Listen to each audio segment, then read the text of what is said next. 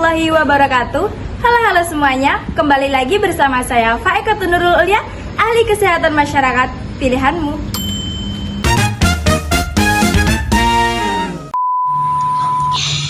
Nah, di sini saya akan menjelaskan tentang stage of menopause. Jadi, menopause itu ada tahapan-tahapannya, teman-teman. Ada 4 tahapan. Yang pertama ada premenopause, lalu ada perimenopause, ada menopause, dan ada postmenopause. Yang pertama premenopause, usianya sampai 35 tahun ini. Wanita sampai usia 35 tahun, estrogen. Nah, pada wanita estrogen, pada pria testosteron. Nah, hormon estrogennya ini masih sangat kuat, masih sangat banyak sekali pada wanita ya. Lalu pada perimenopause, usia 45 lebih ini, siklus menstruasi tidak teratur, berkeringat saat malam, perubahan suasana hati, masalah tidur, dan vagina kering. Nah, memang pada ini teman-teman, estrogennya menurun sangat signifikan ya teman-teman. Jadi pada wanita yang pada berumur 45 tahun itu, suasana hatinya itu suka berubah-ubah gitu. Jadi jikalau banyak orang tua yang memang pada usia segitu suka moodnya suka berubah-ubah, itu memang sangat normal teman-teman, karena berada pada masa perimenopause.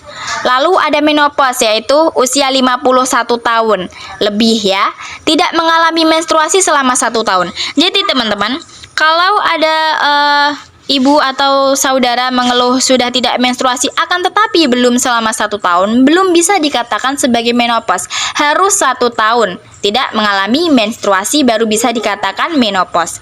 Nah, produksi estrogen oleh ovarium berhenti di sini, berhenti. Lalu ada postmenopause, yaitu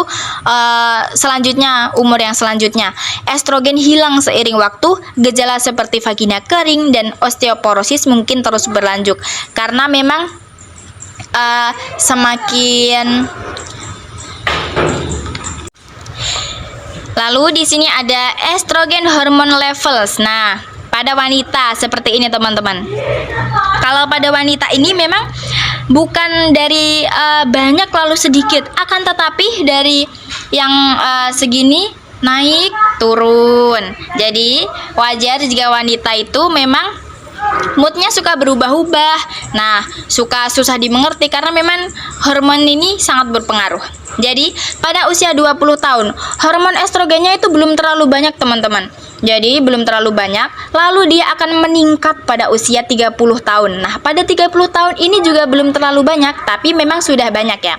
Nah, pada usia 30 tahun ini teman-teman, meningkat sangat banyak, dan kemungkinan hormon estrogen ini pada usia 35 tahun ini, jika terjadi pembuahan atau fertilisasi, akan sangat mungkin terjadi kehamilan karena hormon estrogennya ini sangat-sangat tinggi. Lalu pada usia 40 tahun mulai menurun sedikit, 50 tahun menurun lagi, 60 tahun menurun lagi, 70 menurun lagi, 80 menurun, dan seterusnya. Jadi kesimpulannya pada wanita estrogennya itu bukan dari banyak ke sedikit, akan tetapi ke yang asalnya sedikit banyak, sedikit lagi.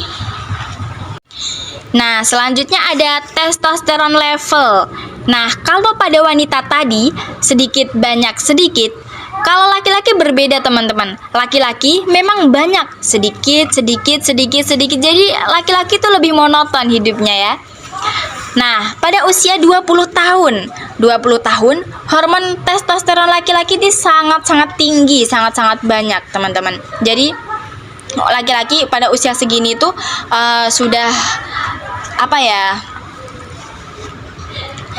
Lalu pada usia 30 tahun hormonnya mulai menurun, 40 tahun menurun, 50 tahun menurun, 60 tahun menurun, 70 tahun menurun, 80 tahun menurun. Akan tetapi laki-laki itu memang